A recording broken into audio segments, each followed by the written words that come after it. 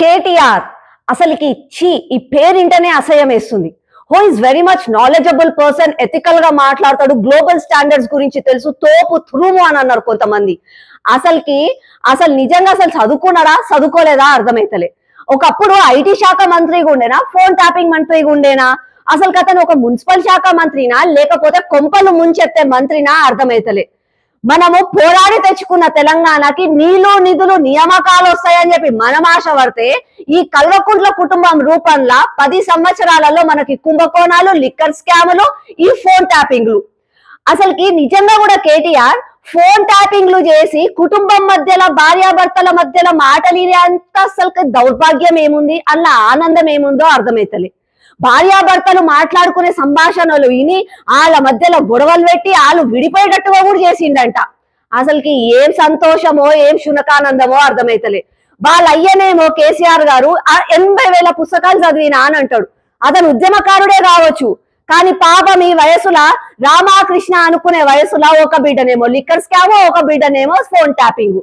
అసలు నిజంగా కూడా మన తెలంగాణకి ఇలా అవసరమా?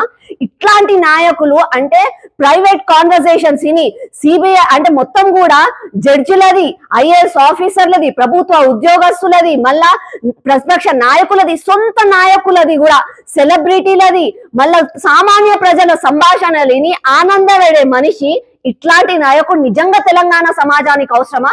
ఒక ప్రైవేట్ కాన్వర్సేషన్ ఇన్నాడంటే హౌ అనెథికల్ హీఈస్ అని అర్థమవుతుంది. నాలెడ్జబుల్ పర్సన్ అంటారు, but I feel he is the most stupidest person in Telangana. ఇప్పటికైనా కాంగ్రెస్ ప్రభుత్వం, రేవంత్ రెడ్డి గారు వీళ్ళకి శిక్ష వేయించండి. మీకు చేత కాకపోతే సిబిఐ ఎంక్వైరీ చేయించండి. అంతేగాని నాదేమో ఓటుకు నోటు కేసు, ఈయనదేమో ఫోన్ ట్యాపింగ్ కేసు, రెండు మాఫీ అంతే మాత్రం తెలంగాణ సమాజం ఊకోదు. వాళ్ళకి ఏం చేసింది? ఆ రోజు వాళ్ళు చేసిన తప్పులను ఎదిరించి ఓటేయకపోతే ఫామ్ హౌస్ కాల్ చేరుకున్నారు. మళ్ళా కేటీఆర్ ఇప్పటికైనా తెలివి తెచ్చుకోండి. మళ్ళా 3.0 అభి బాకీ హే, అభి హమ్ ఆయేంగే, సింహం రాబోతుంది, ఇట్లాంటి పిచ్చి మాటలు మాట్లాడిననుకో, ఒక్కసారి తెలంగాణ ప్రజలు గిట గట్టిగా ఆలోచించుకున్నారనుకో, మళ్ళా పోవడానికి ఫామ్ హౌస్ కూడా గతుండదు, దాచుకోవడానికి ఏమి కూడా మీకు గతుండకుండా అవుతుంది.